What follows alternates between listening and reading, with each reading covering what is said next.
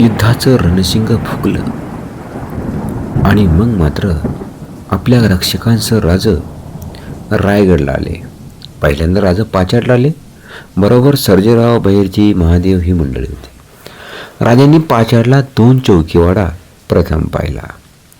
भक्कम तटबंदीत वसलेला तो वाडा पाहून राजांनी समाधान व्यक्त केलं.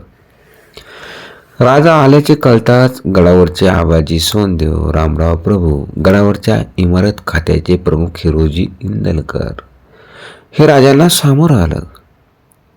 साऱ्यांनी राजांना मेना करण्याची विनंती केली.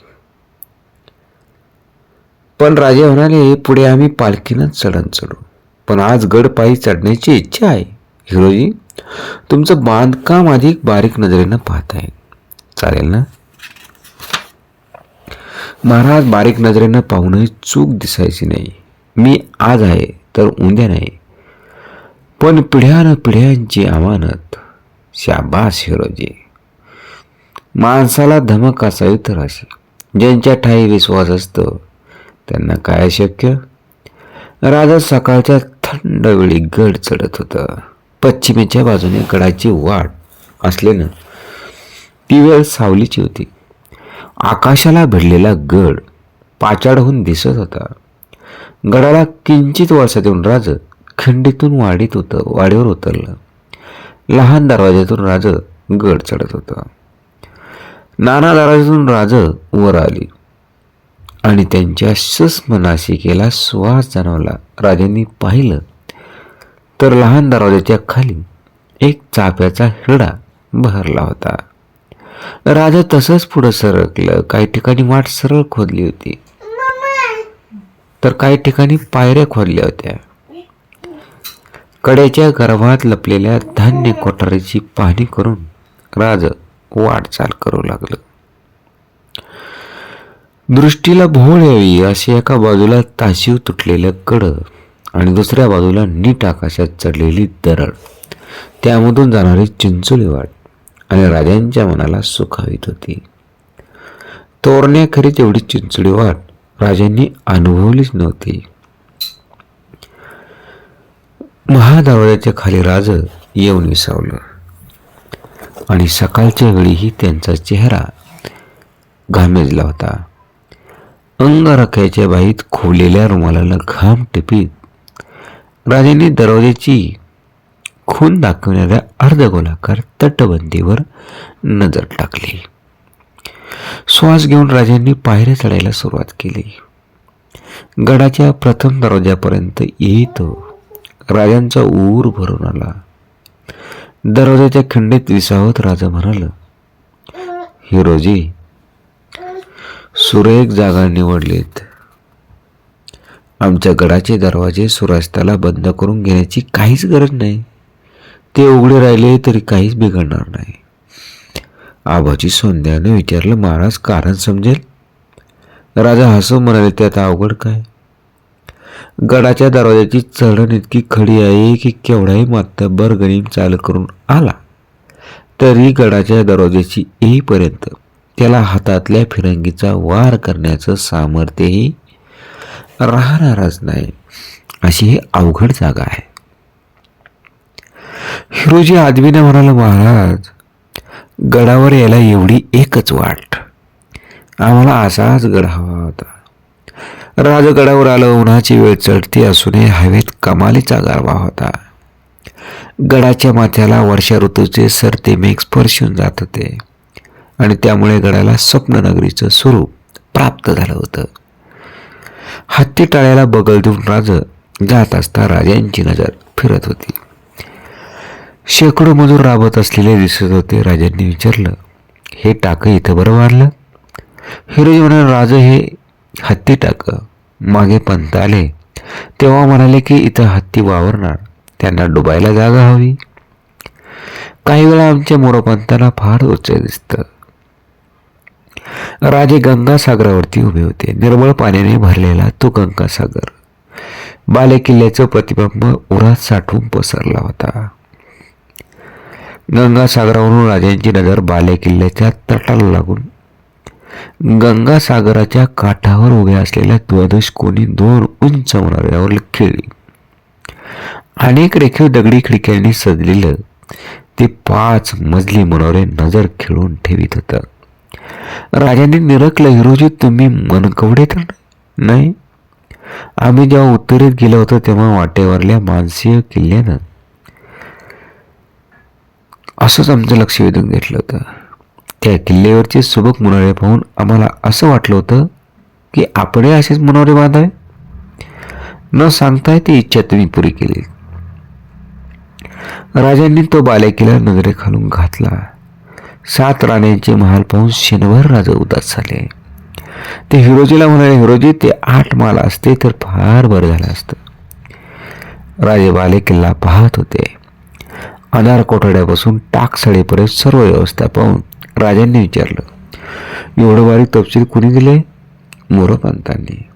भारी हुशार आणि दूरदर्शी माणूस. असा अष्टावधानी आम्ही पाहिला नाही. राजकारणात आणि युद्धकारणात पारंगत प्रतापगड त्यांनीच रेखला. पण हे भव्य काम मोठं. हिरोजी, आबाजी आणि मोरोपंत तुम्हा तिघांना याचं श्रेय. सोनार शाळा, दप्तरखाना पाहत राज पुढं जात होतं. प्रतापांची जागा पाहून राज परत मेना दरवाजापाशी आलं.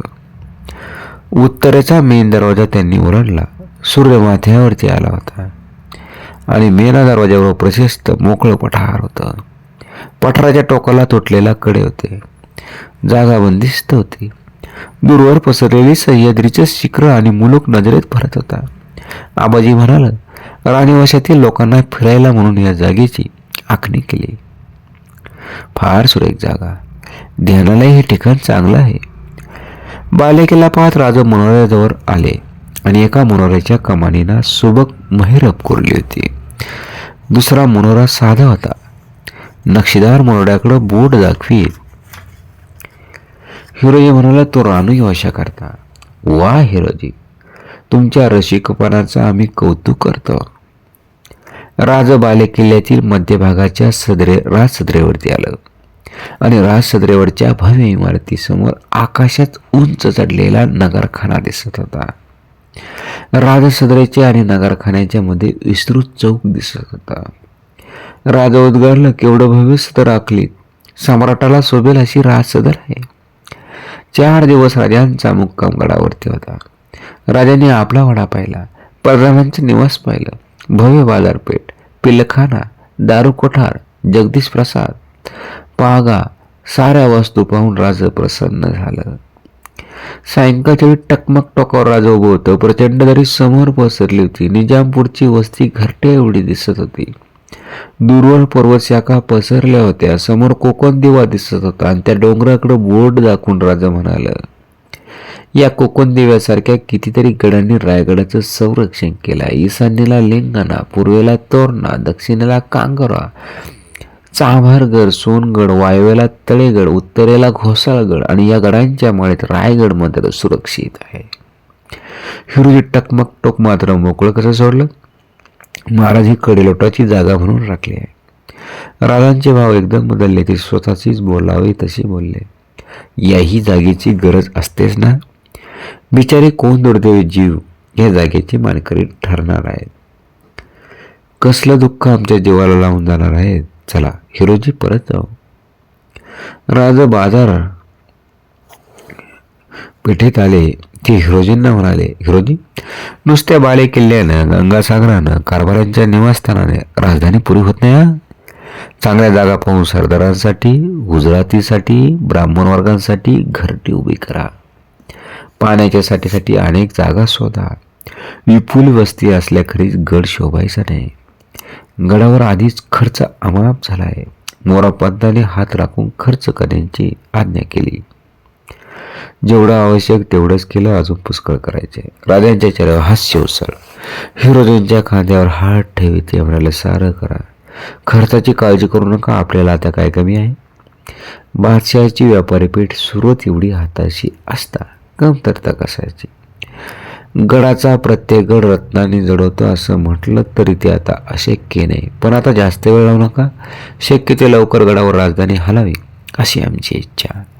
हिरोजी उत्साहाने म्हणाले, महाराज 3000 माणूस राबत आहे.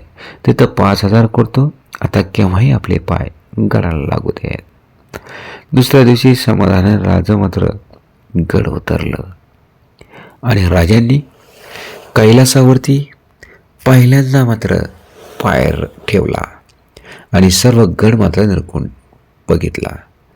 पहिल्यांदा जागा तर बघितलीच होती रायगडाची, परंतु छत्रपती शिवरायांनी हिरोजी इंदोलकरांनी जो गडकोट बांधला आणि खऱ्या अर्थाने कैलासाचं रूप दिलं, त्या कैलासाचं रूपडं बघण्यासाठी छत्रपती शिवराय 4 दिवस गडावरती राहिले आणि गड मात्र निरखून पाहिला. कारण राजधानी मात्र छत्रपती शिवरायांना रायगड करायची होती. आपण ऐकत आहात शिवभारत.